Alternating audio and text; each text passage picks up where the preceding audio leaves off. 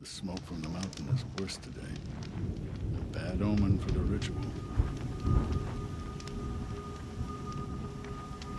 The young hunters have learned.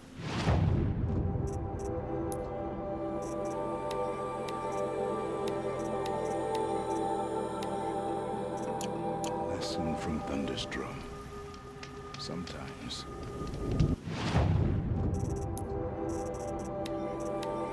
Loss is the price of survival.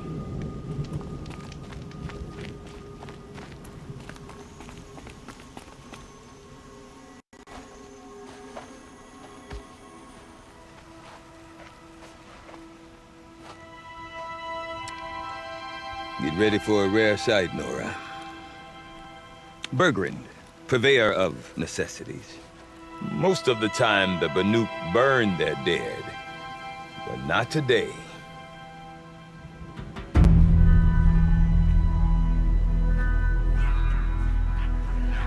Because the bodies couldn't be recovered.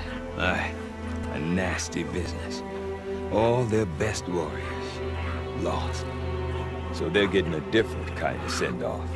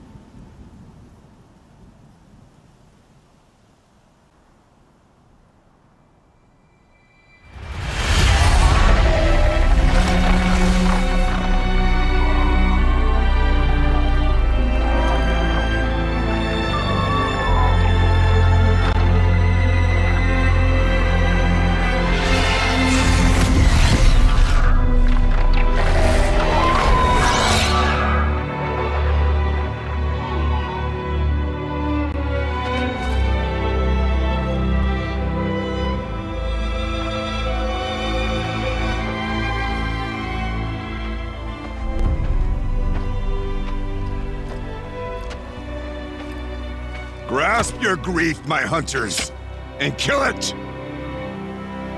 For our kin sees the fate all Banuk long for. Falling with their spears striking steel. Their struggle is over now. You have witnessed their spirits rise up into the blue sky and beyond to the blue light. But our struggle is only beginning. Soon, we will again take up the hunt against the daemon that frenzies the machines against us. And so I ask you, can you summon the courage of our fallen kin? Will you fight and die as well as they did? My courage! My spear! Blood is in your teeth, Aratak! We are Banuk. Our enemies. Our prey.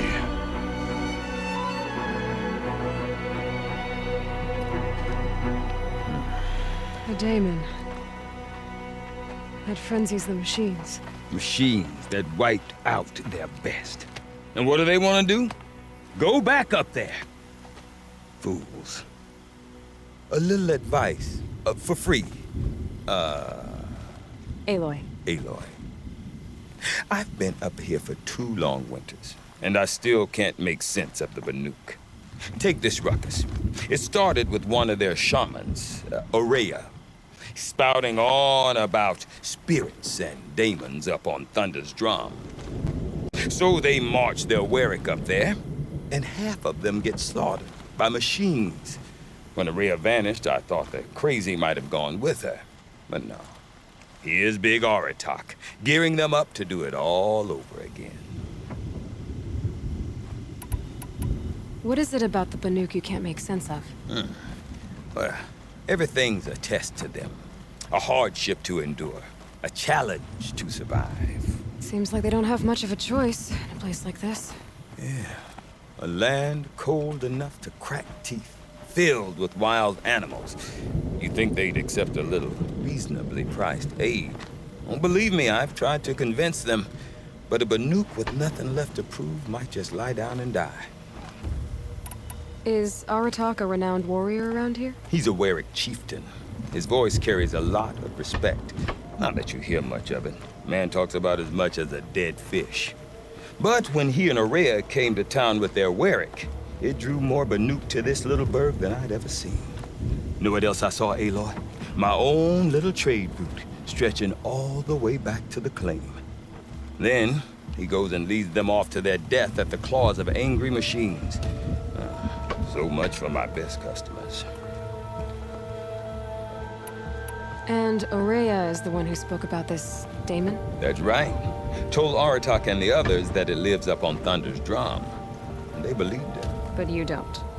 Look, I don't know what Aurea found up there. A shaman's not going to talk to an outlander. The machines in the cut are getting more vicious, that's a fact. It could be because of the daemon, or it could be because they all got indigestion, for all I know. But Aurea's not around to explain. She took off, and no one knows why. What are these Weriks about, Bergrand? Some sort of tribe within the tribe? Not like our clans back home. You don't get born into these things. They hold tryouts. Prove your best at something, and you might get a place. Some Weriks come and go. Some last as long as metal. The whole Banuk territory, Banur, is just a bunch of the biggest, oldest Weriks. I'm not sure if I'm less confused or more confused. Well, here's the sure thing. Each Werik has a chieftain and a shaman. They make the decisions. All well and good, except the chieftains are hard-headed, and the shamans have their heads in the clouds. Have you ever heard of a man named Silence? Tall, deadly serious, cables in his skin? Like a shaman? I've heard that name once or twice, but always whispered, like some boogeyman the Banuk want to forget. I'm not sure what went down, but I got the impression he messed with the Conclave, or they messed with him. Conclave? All the most important shamans gather in Banur from time to time to keep up with the latest mumbo-jumbo. No idea how they all fit into one tent without those crazy headdresses getting locked up on each other. Aurea's been to that shindig, but when I asked her what it's like, she just gave me a dirty look. So if you want to know more, you'll have to find her and make her like you, I guess. Good luck. You said you've lived out here for 2 winters? Aye. Back home, some fur traders told me about this steel-forsaken heap of tents. Good location. Ripe for change. We were barely scraping by until this place started filling up for Aurea. A great prophet is coming, they said. I heard prophet. Honest mistake. Not that the Banuk are stingy, they just prefer to keep trade among themselves. We could get through to enough of them. We could really put this place on the map. Or at least on a map. We? Me and my daughter. My assistant, Varja. My assistant and my daughter. We seem to get along better as business partners. Her mother wanted me to show her a trade. She started tinkering with weapons. Say, when you need a break from this Banuk carry-on, stop in and see her. You're both, how do I put it? Women? No. Independent. Look for her at Long Notch, the easternmost Banuk camp. I want to know more about this daemon. It's crazy talk, Aloy. Or there's something to it. Something connected to how the machines behave. Then you need to find Aurea. She was last seen headed for the mountains they call the Ice Rafts. I've heard only the shamans know the trail beyond those frozen peaks. But I do know where you could find her apprentice, Naltuk. He went north of the river, chasing rumors. Rumors? Not the good kind. Sudden attacks in the snow. Strange new structures. Some say a new machine, like no one's seen before. Well, now I'm definitely interested. Thanks for the talk, Bergrand. Don't mention it. I wonder if Aratak could tell me more about Machines in Araya the or south Thunderstrong. for their own Might be worth a shot. I do not want to hear this talk from you again. Doubt is heavier than a week's snow. Forgive me, my chieftain. We will be ready for the next attempt. But this will not be an attempt. It must be done. Do you understand? My chieftain. Good. Outlander, I suppose you wish to speak? This Damon you talked about. If you are hardy enough, you can venture out and see the signs yourself. It has changed the machines, made them fiercer, stronger. But what is it? A matter for the shamans to debate. Did your Warwick come from this place? No, we rallied most of our hunters from across Banur to face the threat of the Daemon. But I was born here and stayed to fight the Karja when others retreated into the mountains. A few of my old warriors remained with me, those who survived. Araya knows about this Damon. Where would I talk to her? She does a shaman's work. That is not for the eyes and ears of others. Certainly not an Outlander's. There are other Waraks in Song's Edge too? Yes, the village has its own life for all Banuk who need trade or shelter. After the war ended, it sprang up from what was once a campsite, quick as the bloom between frosts. Perhaps it will last, until the Karja seek war again. You're set on going back to the mountain? I have put my word to it. Even with the risks being so great? The risk of what? Death? It would be a worse fate to bow our heads to the challenge and say too much. Well, I guess that's it then. Good. Prefer deeds to words. Right.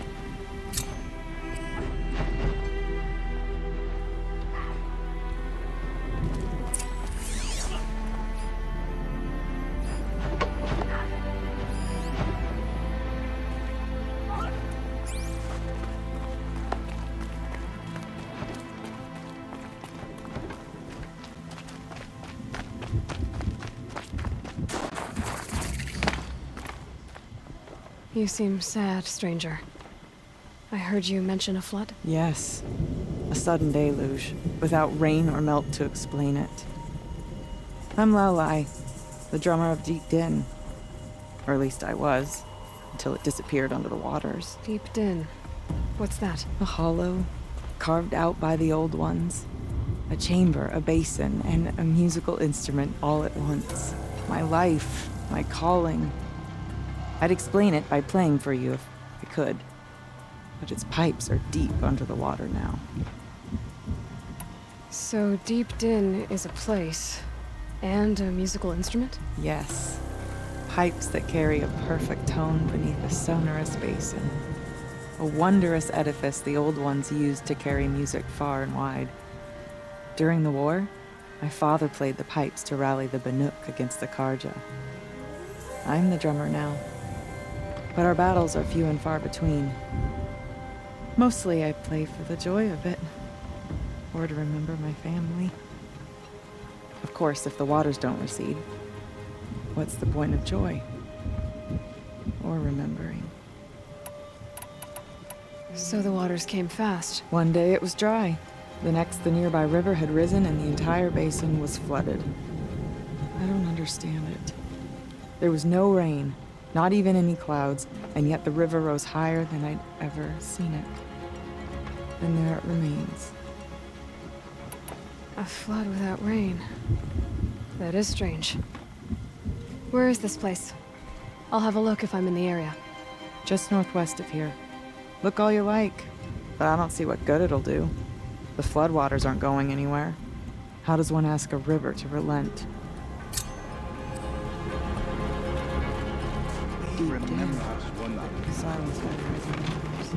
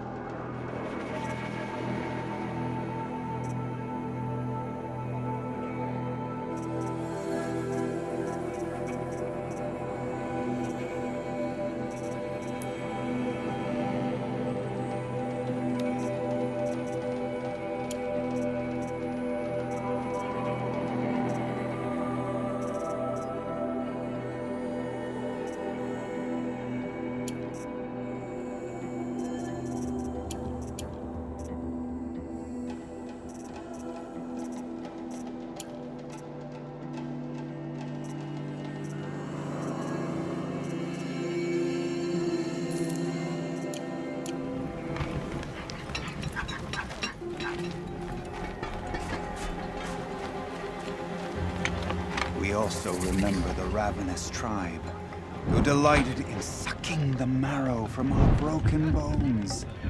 Everywhere Banu Kai and her Werak fled, the ravenous tribe were never far behind. Seeking a way to defeat them, Banu Kai went into the wastes and let the wind whip her cheeks. And when the cold brought sleep, she dreamt of light. She saw it behind the world, a great calming sheet of icy blue. And she saw something new.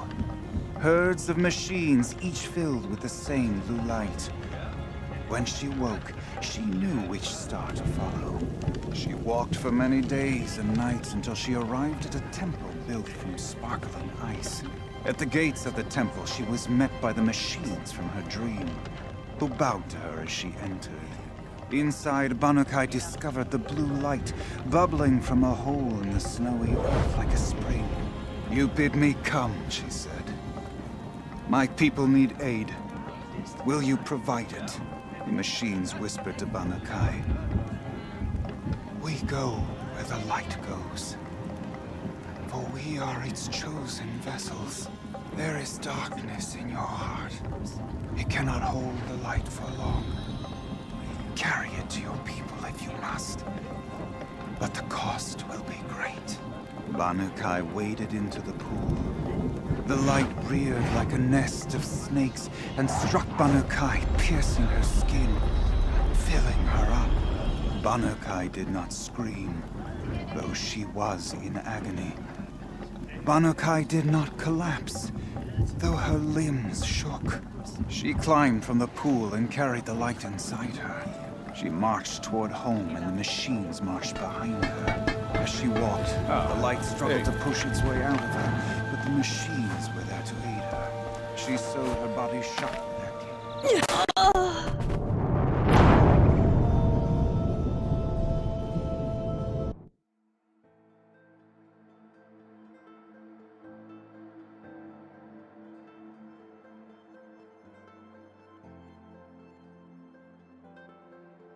Stoneyield has always belonged to the Banuk, and these bandits should realize it We will remember again. Banu Kai, when the old...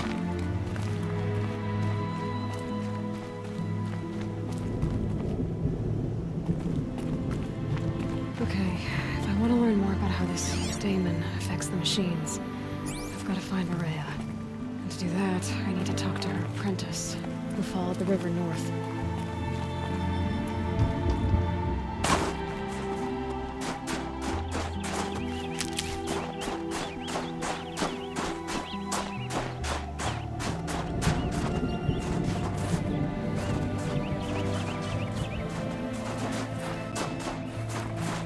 Outlander, wait a moment. That weapon of yours, Outlander, that spear. I can see the blue light upon it. You're not the first to take an interest in it. I've made it myself. Your own design. And yet you are not a shaman. No. More of a tinker? A tinker does not understand the spark in the metal, the song in the metal like this. But it could be improved upon, modified with the help of the old ones. Far north of here there is a cave, a shaft in the snow. Within it is a nest of metal birds. Find a bird that hasn't been stripped by shamans past. Look for a rail inside it, the length of your spear. That's all I can tell you. Get a rail from some metal birds in a cave. Sounds perfectly normal.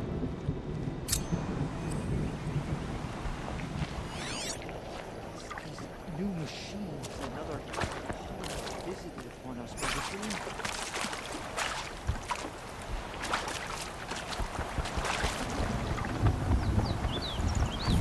Well, you are a pretty thing.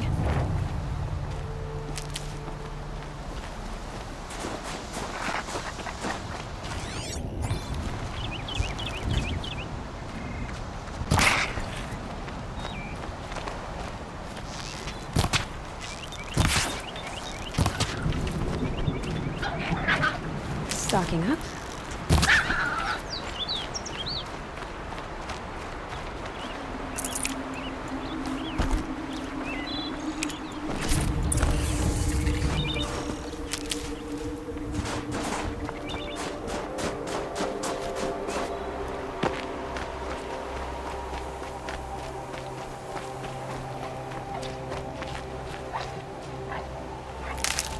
Outlanders.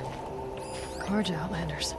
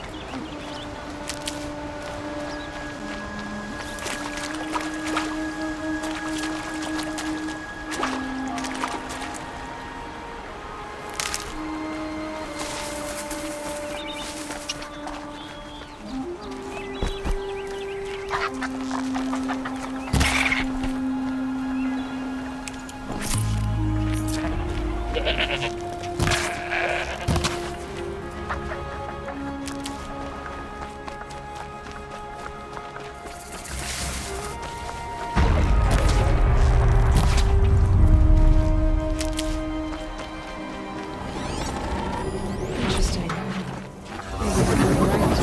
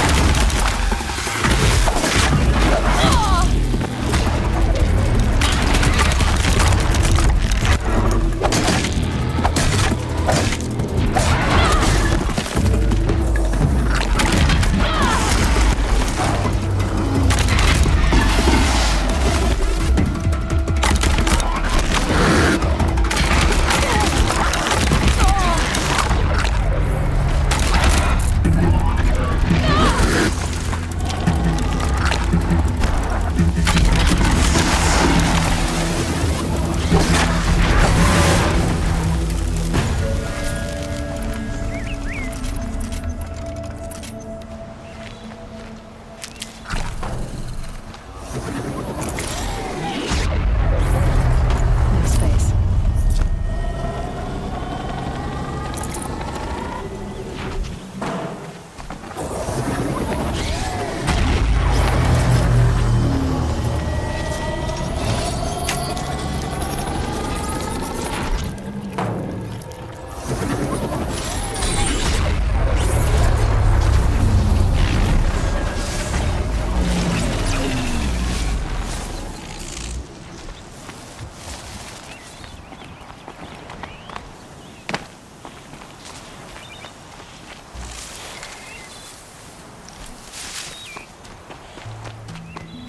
Good. I can use this.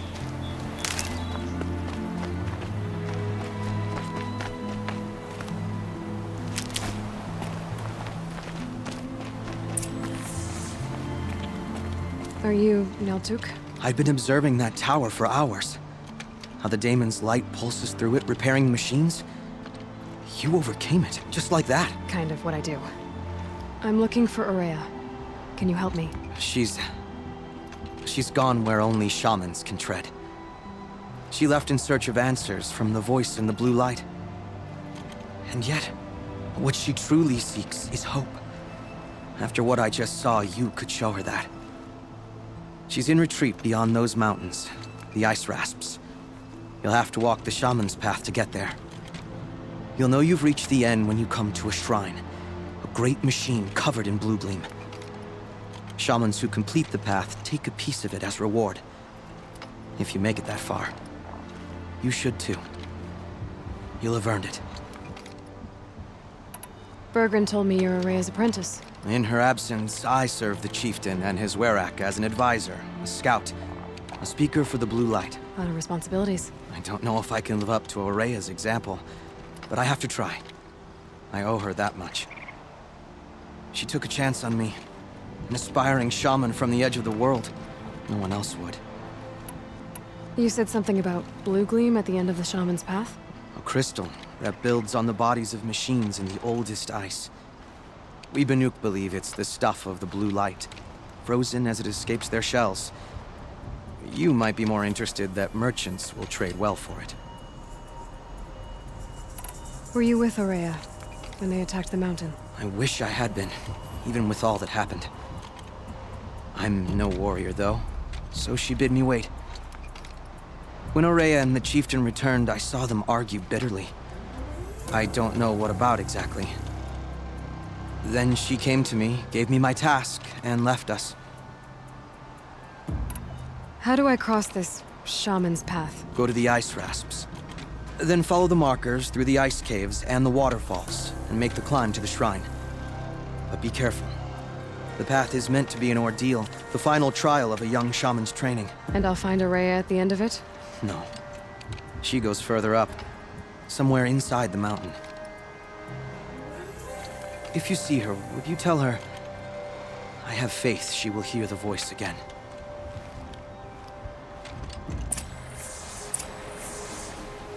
Right. I guess I'm off to the ice rasps to find this shaman's path.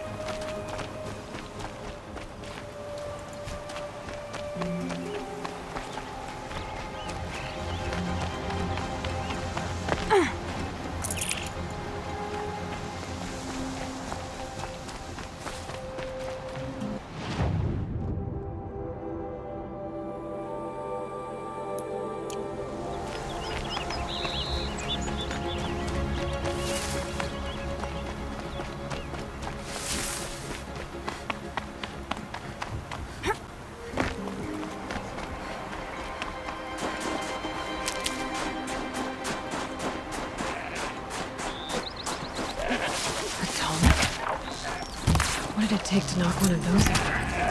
I'm built to last.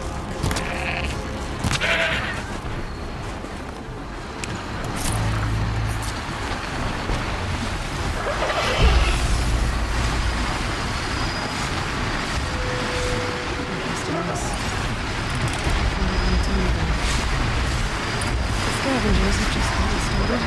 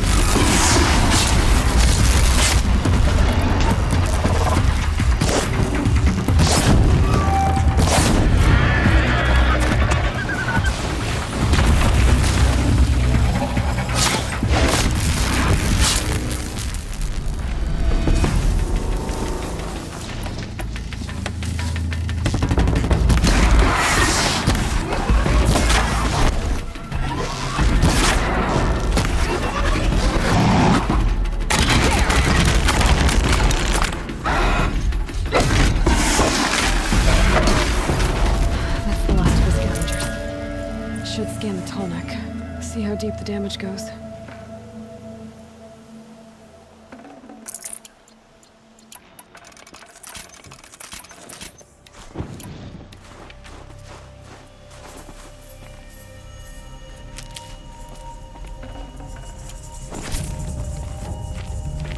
I think I'm in the clear.